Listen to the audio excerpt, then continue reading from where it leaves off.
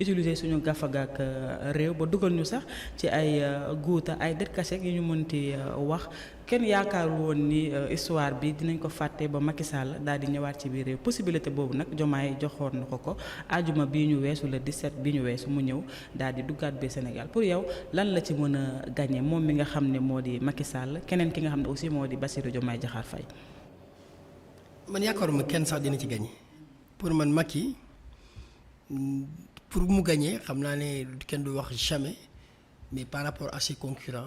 ñoom Raphaël Grossi ñoom Rebecca ñoom Michel Bachelet qui ont tous travaillé au niveau des Nations Unies avec de solides références partant en pole position les grands éditeurs sérieux dans les grandes télévisions les spécialistes des États-Unis ñëpp outsider lañ ko def pour mu mun a gagné yaakaaruma ko même su ko Diomaye jàppalewul woon sax amul ci impact parce que conseil de sécurité avec les grands pays ñoom ñooy jël les 5 là et loolu même itam war na ko ci plat dinaa ci ñëw wax ci donc pour man Macky ñëw fi ñàkk fi ñëw yaakaaruma dina mun gagner je ne le pense pas deuxièmement yaakaaruma ne 2 ans yi mu fi def tax nañu fàtte ko ñëpp Macky il a ñu ci ñi dee Sénégal te ñu ko mun a responsabilité ñu ko mun a jiiñ ba ko rek justice du ko établir ci régime am la am moo deful faawu justice wax ci 86 plus de 2000 personnes ñu dem kaso un régime sanguinaire un régime violent fàtte wu ñu de ce n'est pas du siècle dernier li ma lay wax ne fii ba ñetti at la woon ci gannaaw fii la bëggoon forcer nii oui nii non su amul toon lu ko conseil wax bi mu demee assemblée nationale Macky Sall moo fi repousser suñu élection pour corruption de magistrats dans ce pays dañ ko fàtte loolu fàtte wu ñu ko c'est extrêmement grave Sénégal mosul repousser élection de cette manière Amadou Ba moo nekkoon candidat ñu takkal ko manque de respect par rapport à ça takkal suñu juge yi ne yéen la sur cette prétexte fallacieux mën na day saisir conseil constitutionnel heureusement pour une fois ñu wax déet Macky Sall defe naa durant tout son règne ñu ngi koy doog wax déet beneen bi c'était sur la réduction de son mandat et c'était au profit de Macky Sall donc Macky place am xam nga fan la woon cour pénale internationale mu dem rendre compte comme ñoom Samuel Doe ñoom Milosevic ñoom Gbagbo après su ñu ko waxee deful dara mu doog a xam quelqu'un qui devrait aller à CPI lu muy wuti ONU mais pour man responsabilité bi waa Pastef la woon au niveau de l'Assemblée nationale lu leen tere poser des actes même su Diomaye deful dara ñoom lu leen ko teree def ñoom amul toon dara lu ko teree dugg ci dëkk bi alors que y avait beaucoup de prétextes waxuma la dara mais dette cachée bi ñëpp nangu rek doy na tax kenn du ko voté coono bi Mazar génne na dossier moom laa coono bi ñuy dund nii ku ñu ko teg ku dul Macky Sall loolu kese ak ArcelorMittal haute trahison doy na sëkk kenn du voté Macky Sall il ne le mérite pas ma wax la nag Sénégal yàgg na am ay doom yu ñuy soutenir te mosul am coow Amadou Mahtar Mbow nekkoon na au niveau de UNESCO Jacques Diouf nekkoon na FAO récemment Abdou Diouf nekkoon na secrétaire bu francophonie mosul am problème pour jàppale doomu Sénégal ci yenn instance yi Amadou Hott moo ci mujj on l'a soutenu problème bi nekk Abdoulaye Bathily nekkoon na ko donc amuñu problème boobu ci moom xam nga woon problème la ñu am on a un souci avec un homme qui n'a pas les mains propres il a les mains sales entachées de sang par conséquent kooku nit war ko soutenir léegi nag président de la République jour bi mu génnee télé wax ne recevoir ma Macky ndax yëgaluma ko dama trouvé woon l'argument très léger te d'accorduma ci te waxoon naa ko ci plateau bi ma nekkoon ñun ñi voté ba nit ñi dee ba ñëw ba falu mënuñu ànd ci loolu Macky waru ko soutenir un point c'est tout et qu'il assume léegi nag lan moo dangereux ci un président qui revient sur ses déclarations dafa amoon benn mbaam bu benn philosophe amoon ba tudd Buridan léegi mbaam mi dafa maroon ba pare xiif ñu tegal ko botte de foin ak benn seau d'eau mbaam bi di tergiverser damay naan damay lekk ba dee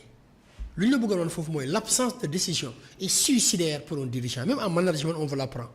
même si la décision elle est mauvaise c'est mieux que de ne pas prendre de décision il faut prendre une décision et l'assumer. mais il a enfin pris ses responsabilités en soutenant Macky Sall parce que def na benn communiqué. après un revirement d'accord voilà je suis d'accord ma ne loolu sax du ma ko jàppee responsabilité ma ko jàppee revirement et calcul politique ndax li mu njëkkoon wax ci la waroon campé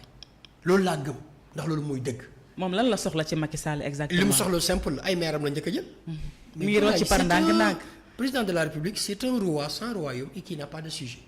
dafa nekk président bu amul royaume mooy bu amul appareil politique ba pare amul ay nit ça lui fait défaut. da koy uti moo tax muy commandé nit ñi. ku nekk mu naan la ñëwal.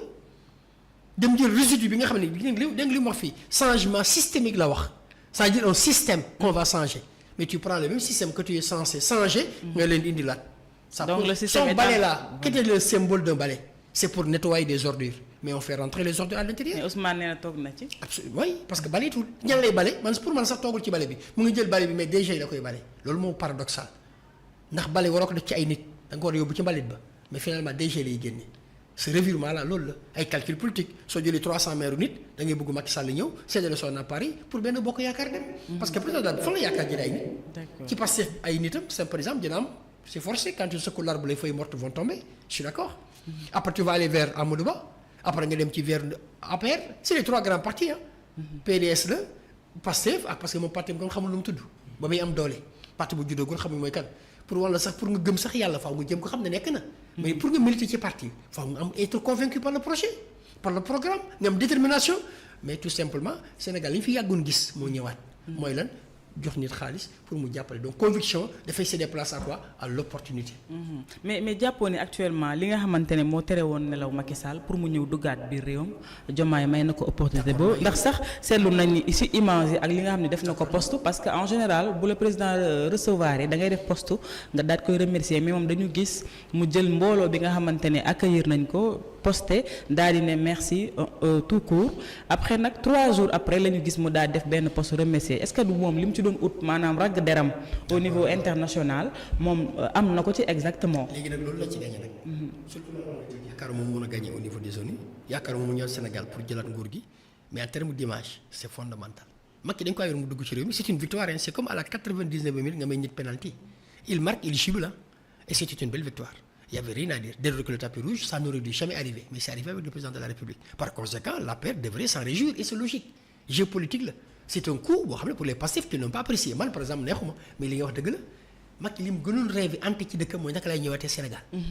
ku ñëw benn yoon. may ma moo jafe on a vu les pas de danse de sa femme sa première dame. oui c'est ça. mais c'est normal parce que day jubilé. xam nga ko soo dugalee match boo xam ne c'est inespéré ñu dominer le 90 minutes nga am benn occasion dugal ko gagner trophée bi soo jubilul fecc nooy def. pour man loolu la léegi nag. problème yi nga xam ne moom moo am ci coow li mooy est-ce que ñëw bi réglé na problème yëpp question la ñuy poser est-ce que le fait de venir veut dire que tous les gars de APR vont rejoindre Macky Sall vont rejoindre Diomaye l'avenir va nous en dire plus est-ce que le fait d'avoir des maires est significatif la réponse am nañ ko woon ci dëkk bi Amadou Ba kan moo ko parrainé c'est les élus locaux. Il a été battu à plate couture dans ce pays. C'est vrai. Bamba Fall jóge fi woon dem ci Macky Sall. dañ ko dóor ci feefam Moussa Sy defu ko woon dañ ko dóor ci feefam ñi ko defa ñëpp dañoo perte. donc Sénégal dafa am ñaari mbir yu ñuy élection yi passé feeñal mooy le soutien des marabouts qui a montré ses limites tous les foyers religieux ont été gagnés par Pastef. et pourtant foyers yi nekkutoon favorable parce que dañoo diaboliser foofu. et surtout au niveau des maires beaucoup ont perdu pour wan la crédibilité la preuve Yewwi Askan Wi moo yóbbu Macky Sall ballottage favorable presque ci élection législative yu ñu génn. donc ça veut dire que am na ci loo xam ne Moussa Sy bu Macky Sall naan j'ai pêché un gros poisson fii la ñu fekk. Morook Sow Idrissa Seck puis nee naa j'ai 85% de l'électorat on sait que c'est faux. Tu te rappelles Djibo Leyti Ka en 2000 bi ñu demee deuxième tour dafa jëloon personnel bi mu am foog ne mën na ko verser Ablaye Wade Abdou Diouf bi muy def jeu de yo-yo mooy li ma la waxoon l'absence de décision pour un leader. c'est suicidaire ñu ko mos a def ñëpp ils l'ont regretté. mu naan day ànd ak kii du ànd ak kële finalement mu def jeu de yo-yo boobu ne Abdou Diouf lay àndal pourtant Wade daa gagné et logiquement su demoon ak moom jox ko 12% plus 41% Diouf dafa waroon jàll. et pourtant jàllul ce n'est pas arithmétique président Diomaye loolu moo koy nax dafa yaakaar ne 1 plus 1 plus 1 plus 1 il a des tocards. des gens qui n'ont pas de base si tellement rek fii nii ñu toog kan la àndal ci ñoom ku mos a gagné fii fii ñu toog ni amul. waxuma la région de waxuma la département waxuma la commune son bureau de vote kan la ci ñëw ñoom àndal ñëpp il ne pèse pas lourd c'est des poids plumes c'est des poids légers amuñu doole ci fenn. moo tax soo ne ma gros poisson damay xaar ko mag ku ñëw. mais il a fait addition ku nekk man may représenter sama parti ñëw naa see ci yow mais ces gens là qu'est-ce qu'ils représentent la preuve assemblée nationale la ngi nii. ñi fa am assez néew des restes ñu nga fa ceux qui sont représentatifs. Abdourahmane Diouf amul parrainage Mimi Touré amul parrainage